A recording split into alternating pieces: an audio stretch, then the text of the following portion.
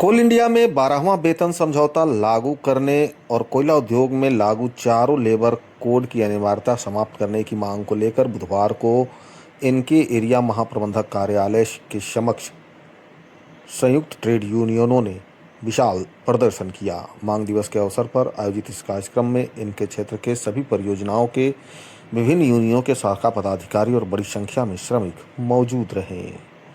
इस दौरान प्रदर्शन के बाद प्रबंधन को मांग पत्र भी सौंपा गया। इस प्रदर्शन को ललन प्रसाद सिंह, प्रेम कुमार, विनय सिंह मानकी, शैलेश कुमार, सुनील कुमार सिंह, रतिया गंजू, शैलेंद्र कुमार सिंह, देवपाल मुंडा, मिथिलेश कुमार सिंह, कृष्णा चौहान, विकास कुमार दुबे, हरेंद्र सिंह, ध्वजाराम धोबी, बहुरा मुंडा, तौहीद आलम, राजीव रंजन, रंथू राव, ईशान गंजू सहित कई नेताओं ने संबोधित किया। सीसीएफ को नुकसान पहुंचाना होगा तब आप लोग लाभ मिल सकता है। तो उसके लिए आप लोगों को तत्पर रहना होगा, लड़ने के लिए, भिड़ने के लिए। अब कहिएगा पानी आ रात नहीं जाएंगे, वो नहीं सोचना होगा। किसान के देखे होंगे कितना पानी गिरेगा और खेत में जाएगा। के रूप में मैं बड़े भाई मिथिलेश जी से आग्रह करेंगे कि अपनी बातों को रखें। बड़े भाई मिथिलेश जी। धन्यवाद।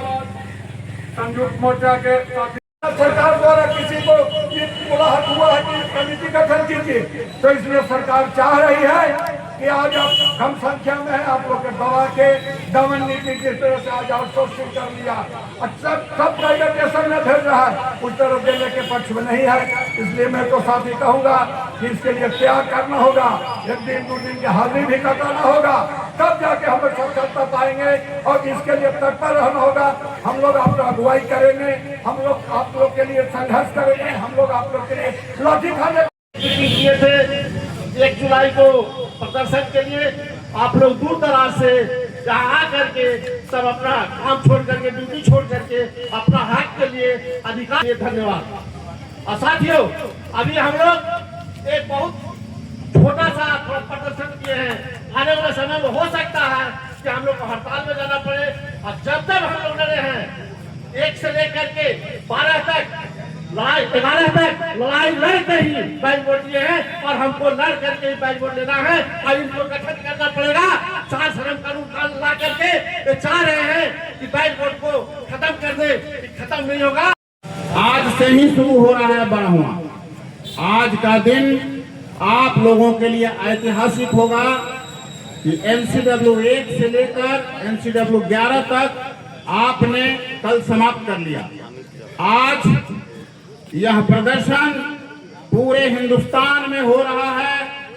कोयला मजदूर 2,20,000 यह मांग कर रहे हैं कि 12वां वेतन समझौता अविलंब लागू करो, क्योंकि भारत सरकार देने के पक्ष में नहीं है, निजी क्षेत्र के मालिकों को दिया जा रहा है।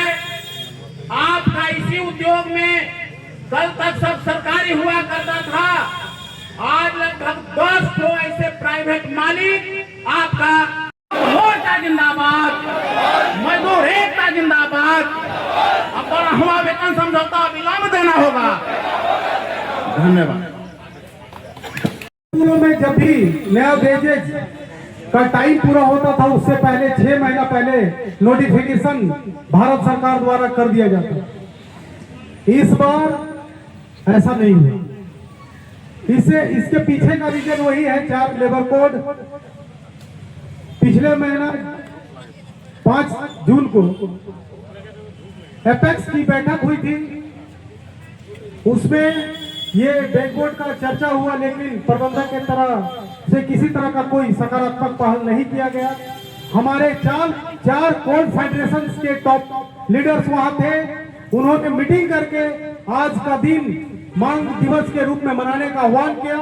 आज हम लोग को लग रहा है इनके एरिया में खाली मना रहे, ऐसा नहीं है। नियत है वो मजदूर विरोधी है, और जब मजदूर विरोधी नीति है तो उसके खिलाफ लड़ने की जरूरत है। 11 बेंच बोर्ड साथियों ने जिक्र किया है, 11 बेंच बोर्ड जो आप लिए, 11 में लड़ाई हुई है।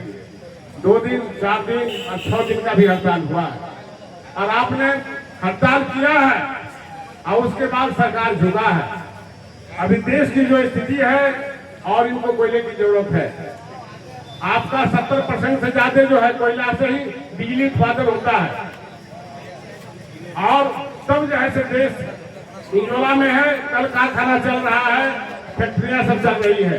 अगर आज कोयला बंद हो जाए तो भारत सरकार की कल कारखाना बंद हो जाएगा, प्रधानमंत्री सचिवालय भी अंधेला में छा जाएगा, पूरे भारत अंधेला में छा जाएगा। इसलिए आपकी कोयला का क्या, क्योंकि सभी वक्ताओं का विचार आ चुका है, सभी वक्ताओं का एक ही लाइन है कि हमको दो मुद्दा पर लड़ाई लड़ना है। एक वेतन समझौता गठन करना है 12वां, दूसरी लड़ाई है कि हमारा जो है श्रम कोड लागू जो होने जा रहा है उसको रद्द करो। ये दो लड़ाई पर हम लोग आज यहाँ पर संयुक्त मोर्चा के सभी तमाम साथी आज विराजमान हैं और इस कार्यक्रम में उपस्थित को झुकानी थी। जब दो देशों में लड़ाई हुई, हार्मोन बंद हुआ, देश में तेल का क्राइसिस हुआ, तो एनर्जी का एकमात्र सोर्स कोयला दिखा है। और आपके पास एक ताकत है कि भारत सरकार को कभी भी झुका सकते हैं। इस देश में एनर्जी की कोई ताकत नहीं बची है।